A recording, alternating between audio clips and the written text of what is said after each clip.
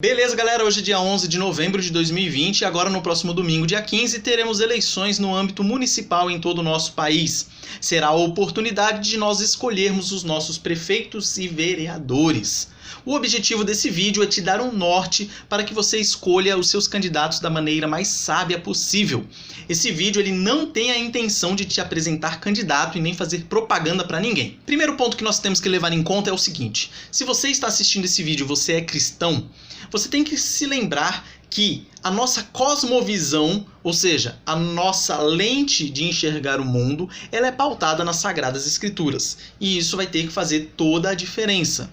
Porque o intuito principal desse vídeo é te mostrar em quem não votar. Eu sei que as pessoas têm muita dificuldade com relação à eleição municipal, porque as pessoas principalmente não sabem qual é a função do prefeito e do vereador, e muitas vezes a pessoa também não tem como acompanhar a vida do seu candidato. Então esse negócio de falar assim que você tem que ficar acompanhando para ver os projetos, para ver a vida do cara, a gente sabe que na realidade isso não acontece. Você às vezes já é casado, tem filho, trabalha, estuda, você não tem tempo nem para sua vida, você vai ter tempo de ficar pesquisando e fuxicando a vida do outro para saber o que está acontecendo e o que não está acontecendo.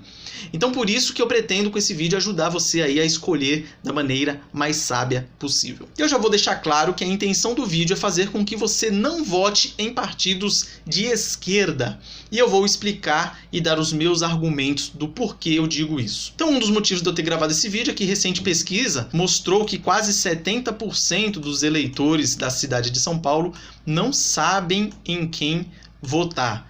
E eu sei que a dificuldade existe. Muita gente vota por causa do nome engraçado do candidato, muita gente é enganado pelo marketing do candidato, muita gente pega no dia ali um santinho no chão e vota naquele número só para falar que votou, muita gente anula o voto, muita gente vota em branco, enfim. A gente sabe que é difícil. Porém, é difícil para você, cidadão comum, que provavelmente você não integra nenhuma ONG, nenhuma associação, nenhum movimento, nem nada. Então para você é muito mais difícil. Por que eu falo da esquerda? Porque a esquerda é muito organizada e a esquerda, embora nós, cidadãos comuns, muitas vezes não tenhamos a real noção da importância de se eleger um prefeito e um vereador, a esquerda tem. Então eles se organizam em movimento, em instituições, em ONGs, associações, em partidos políticos e dentro dessa comunidade eles vão mostrar a pessoa a qual você deverá votar. E assim eles conseguem encher a Câmara Municipal da sua cidade de candidatos deles. E qual é a importância disso? Aqui vem mais um ponto. Às vezes as pessoas no Brasil não sabem como é que funciona o nosso legislativo. O nosso legislativo, a grosso modo, ele funciona mais pela força do partido político do que pela força individual de um candidato. Então você fortalecer um partido é muito importante e a esquerda sabe disso. Quando você começa a crescer a sua bancada no município de candidatos de determinado partido de esquerda, depois na Assembleia Legislativa do Estado também, depois na Câmara dos Deputados, no Senado Federal, na Presidência da República, você vai ampliando a força desse partido. Esse partido recebe mais dinheiro de fundo eleitoral, esse partido recebe mais doação, esse partido vai ganhando força. Para você ter uma intenção da força que é esses partidos, desde 2010, depois de muita pressão desses movimentos, eles conseguiram fazer com que presos provisórios e menores internos, esses menores internos, isso aqui é um jogo de palavras, isso aqui são criminosos que cometeram crimes e tinham menos de 18 anos na data do fato, e eles estão internados ou presos na FEBEM, ou Fundação Casa, como hoje em dia eles dizem. Então eles conseguiram fazer com que esse pessoal pudesse votar. São cerca de 2.700 pessoas nessa condição. Para que você entenda, presos provisórios são aqueles que ainda não saiu a sentença definitiva. Lembrem do caso aí recente que aconteceu do ministro Marco Aurélio do Supremo Tribunal Federal liberar um dos chefes do PCC aqui de São Paulo, dizendo que ele estava preso provisoriamente, ainda não tinha saído uma decisão definitiva, e mandou soltá-lo, tanto é que ele fugiu do Brasil e até agora está foragido. E ele fez isso mesmo esse criminoso já ter sido condenado em primeira instância a mais de 25 anos de prisão. Só para você ter uma ideia de que esse preso provisório no Brasil não é um santo.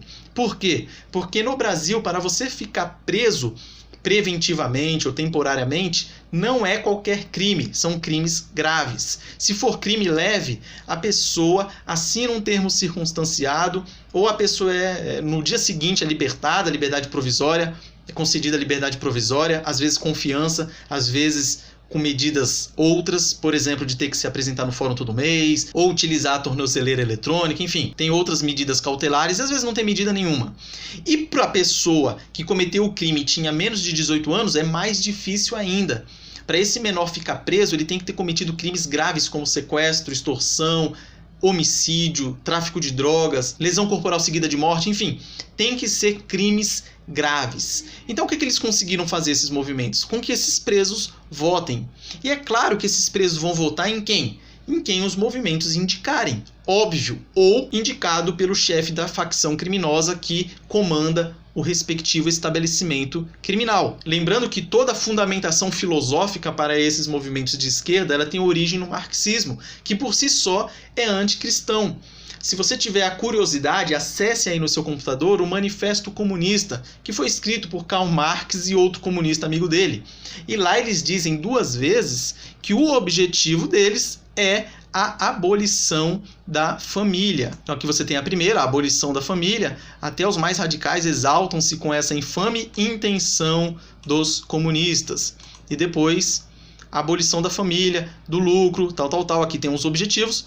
Todas essas proposições anunciam a abolição do antagonismo de classes e é um dos objetivos do comunismo. Quando eu falo comunismo, entenda-se socialismo no meio, tem algumas distinções, mas a base é a mesma. E dentro dessa filosofia marxista, eles vão colocar na cabeça, ou vão tentar colocar na cabeça de todo mundo, que o criminoso cometeu o crime não por vontade própria, e sim por ele ter sofrido influência da sociedade. Essa pessoa nasceu boa e a sociedade o corrompeu.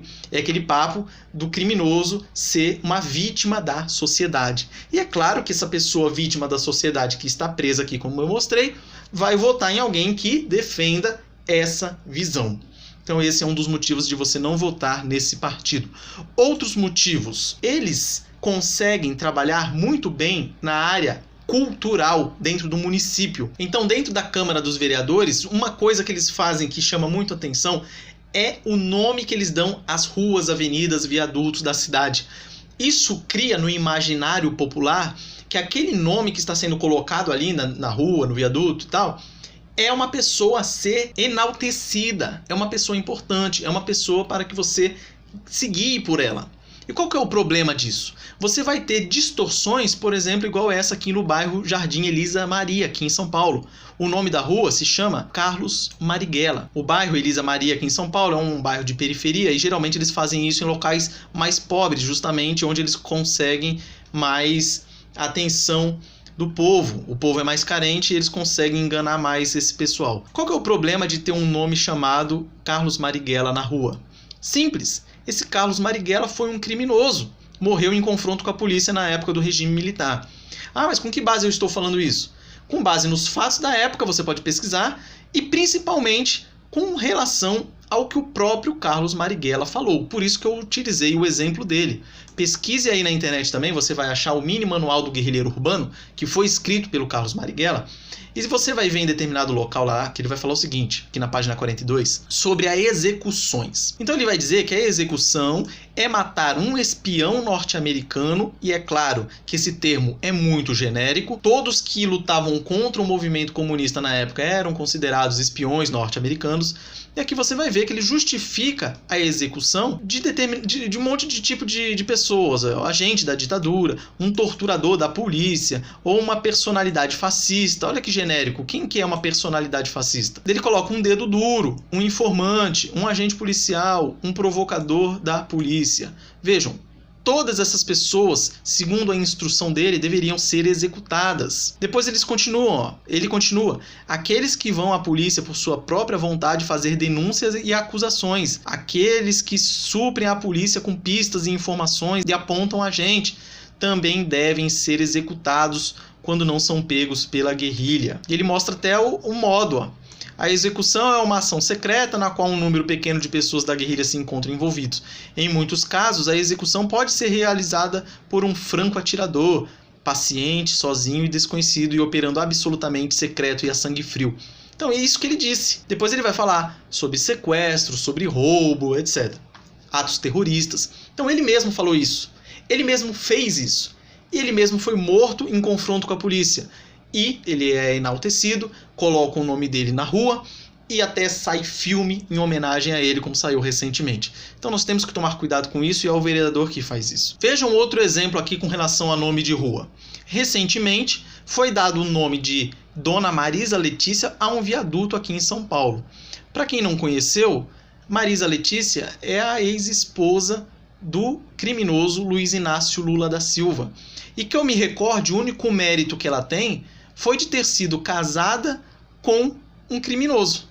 Não lembro de outro mérito ou outra coisa que ela tenha feito para ser enaltecida e ter o seu nome vinculado a um viaduto. Percebam que isso é uma ferramenta para incutir na sua cabeça que ela era uma pessoa a ser homenageada, mesmo não tendo feito nada para isso. Então você me pergunta, qual que é o passo? E agora? O que eu vou fazer? Simples, não vote em partidos que buscam socialismo. Por exemplo, se você entrar no site do PT, Partido dos Trabalhadores, você vai ver pt.org.br, você vai ver lá embaixo no site, você tem aqui, ó, Estatuto do PT. Clica no estatuto, que todo partido ele tem que ter um estatuto, e você vai ver que logo no começo ele vai dizer o seguinte: artigo 1º, qual é o objetivo do Partido dos Trabalhadores? O objetivo de construir o socialismo democrático. Percebam, tem palavra socialista? Foge. Simples assim. Foge que é mentira. Eles colocaram o democrático para parecer bonitinho. Mas não existe país socialista democrático.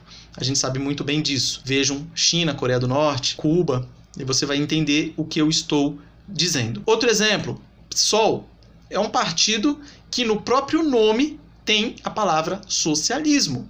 O partido significa Partido Socialismo e Liberdade. Já tem uma contradição no próprio nome, porque socialismo e liberdade não combinam. Mas da mesma forma, você entra no site, você vai ver que ele também tem o seu estatuto. Você entra aqui no campinho partido, vai lá, estatuto. E percebam que aqui no artigo 5º, o Partido Socialismo e Liberdade, tem por objetivo o quê?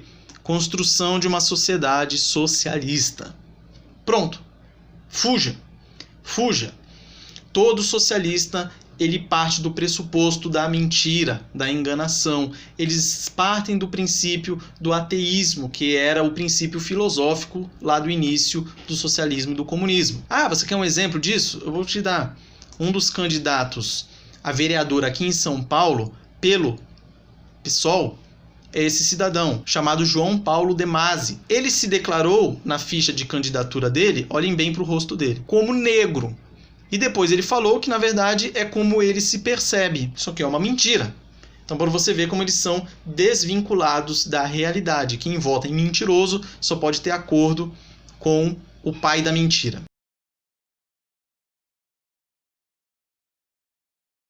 Mais uma dica, entrem no Wikipedia e pesquisem lá pelos partidos políticos do Brasil. Nessa lista você vai perceber que tem diversos partidos que tem o socialismo ou o comunismo no nome. Você vai ter lá, ó, Partido Socialista Brasileiro, você tem Partido Socialismo e Liberdade, que é o PSOL, e aqui vai ter alguns que enganam. Por exemplo, Partido da Causa Operária, não tem socialismo, mas se você entrar no estatuto dele, você vai saber que ele busca a mesma coisa, Unidade Popular a mesma coisa e assim por diante. Então, entrem lá, façam uma relação desses partidos e fuja deles. E a cereja do bolo, qual que é? Entre aí no computador, aí no seu site, num site chamado forodesaopaulo.org. Esse Foro de São Paulo é uma organização aqui da América Latina que busca socializar a América Latina. Ele busca fazer com que todos os países sejam socialistas. E lá, você vai entrar aqui no Quem Somos, você entra aqui na aba Partidos e vai estar separado aqui por país quais são os partidos que integram esse Foro de São Paulo. Então você tem ali a Argentina e tal, você vai descendo e você chega no Brasil. Quais são os partidos que integram o Foro de São Paulo no Brasil? Partido Democrático Trabalhista.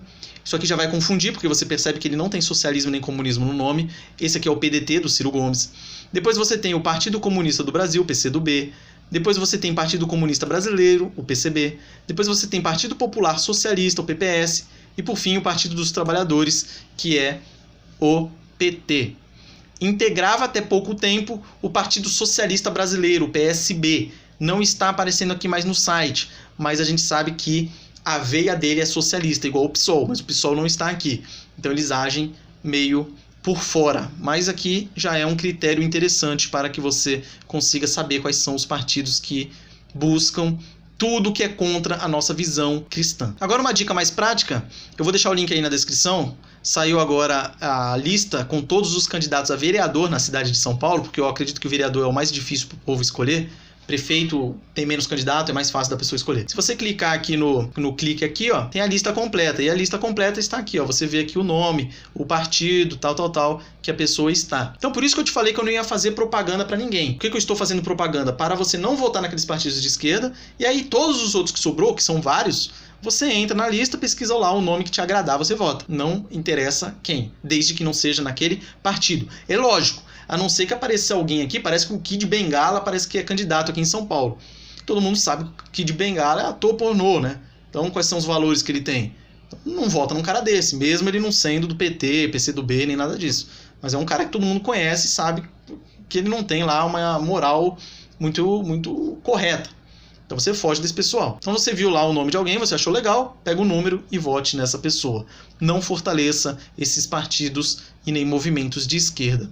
Por fim, só para arrematar, eu queria mostrar para você o que acontece quando a esquerda começa a ganhar poder, tanto na esfera municipal, como na estadual, como na federal. E não se engane, mesmo quando eles parecem fracos, eles são muito bem organizados. E o que acontece é que nos países socialistas é onde há maior perseguição para com os cristãos. Entre no site chamado portasabertas.org.br, lá na lista mundial, aqui ó, na abinha, logo no começo, você clica aqui, Mapa 2020. Esse site, todo ano, ele divulga os países onde há maior ou menor perseguição contra os cristãos. E só de você olhar esse mapa, você já vai perceber que nos países comunistas e socialistas a perseguição é tremenda, terrível. Observe o mapa aqui, ó.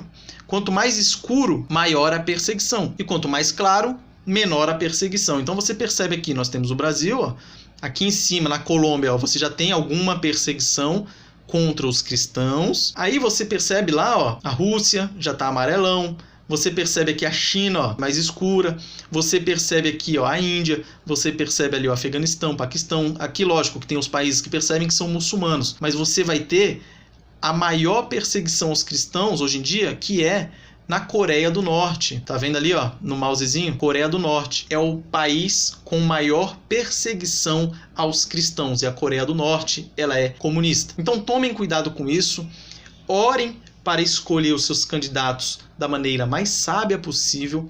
Vote em candidatos que tenham a cosmovisão cristã, porque se ele não tiver a cosmovisão cristã, ele vai ter uma cosmovisão de qualquer outra coisa. Não existe neutralidade. Ou ele é de cosmovisão cristã, ou ele é de cosmovisão anticristã. Então procure fazer isso na sua escolha dos seus candidatos. E se preocupe com isso. Exerça esse direito e esse papel fundamental para o andamento do nosso país. Um forte abraço, boas eleições e até a próxima.